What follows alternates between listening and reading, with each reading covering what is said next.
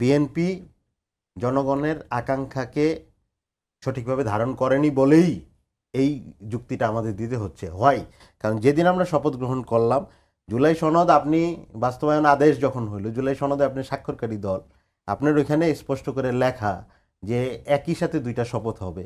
আপনি একটা শপথ নিলেন, সংবিধান সংস্কারের শপথ নিলেন না।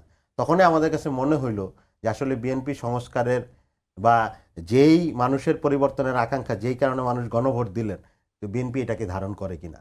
ইভেন আমার কালকে আপনি দেখবেন যে আমাদের সংসদে গ্যালারিতে থাকবেন হচ্ছে নারায়ণগঞ্জের 2 চোখ হারানো আহত মাহবুব ভাই।